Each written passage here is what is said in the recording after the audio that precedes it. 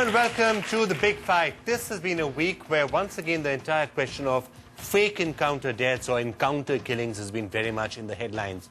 It's been sparked off by incidents in Gujarat, but it has to be said this is a national question because there have been fake encounters and encounter killings in just about every state of the country. So is this, as some people say, an unavoidable evil? You can't tie the police's hands too much, or in a democratic society, should we ensure that encounter killings of all types are stamped out and stamped out firmly? That's the subject we're going to be discussing today on The Big Fight. And let me welcome all our guests joining us via VSAT from Ahmedabad, Mr. Jay Narayan Vyas, Minister of State for Health and Tourism in Gujarat. Thank you so much, Mr. Vyas, for being with us on this program. Manish Tiwari, Lok Sabha MP and spokesperson of the Congress Party, joining us right here in the studio. Maxwell Pereira, former Joint Commissioner of the Delhi Police, with us as well. Prashant Bhushan, an advocate of the Supreme Court, who's a human rights activist and has extremely strong views on what should be done to stamp out encounter killings, is also with us. Mr. A.A. Khan, somebody who was, well, been involved in encounters of many sorts in one form or the other, as former Police Commissioner of Mumbai and former ATS Chief. It's great to have you with us here in the Delhi studios as well to shed some light on all that's been happening. Also joining us, the person whose killing, in a sense, has sparked off this week's debate, Ishrat Jahan. Her sister is joining us now from Mumbai. Musarrat Jahan, it's great to have you with us. And also Abdul Rauf Lala, social activist, president of Mumra and NGO. I'd like to thank all of you so much for joining us. Mr. Jay Narayan Vyas, let me just start with you. You've seen the entire nation getting extremely outraged about the question of encounter killings, and Gujarat in particular has been very much in the dock of the Gujarat police because of the Sohrabuddin killing, because of the killing of Ishrat Jahan and others. You've now been indicted by a report as well. What is your take on whether you should or should not have a greater control on your own police force?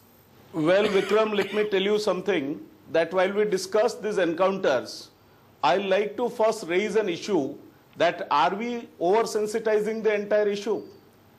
If I look at the Human Rights Commission's report 2004-2005, page 211, the deaths which are shown as judicial custody deaths are 1357 against the encounter deaths of 122.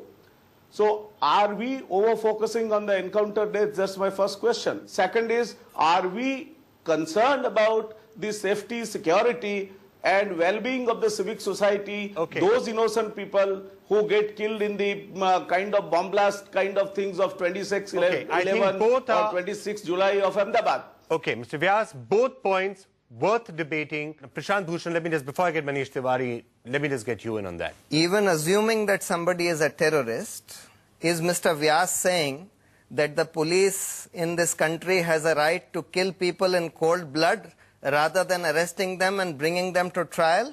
Many of these cases we have found that the persons who are killed are not terrorists, they are completely innocent people.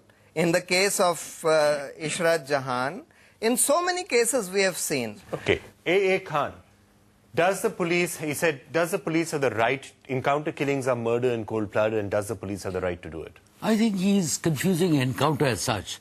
He's just taken one or two cases from Gujarat and he's labeling all encounters as cold-blooded killings. I'm talking about false encounters, fake encounters. So what we are talking about is an encounter. An encounter, if you see the meaning of the word, is not something which is planned. What is planned is an operation, it's not an encounter. An encounter is something that happens on the spur of the moment.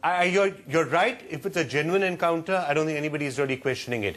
The point which he's making is that encounter killings are, you are having a large number of fake encounters. So whereas nobody would question a genuine encounter that happens, the terrorist out there gets into a shootout, that's fine. But there seem to be a lot of cases of people being killed in cold blood by the police, which are not genuine encounters. Killing in cold blood, in any case, no one can justify. Tuba.com,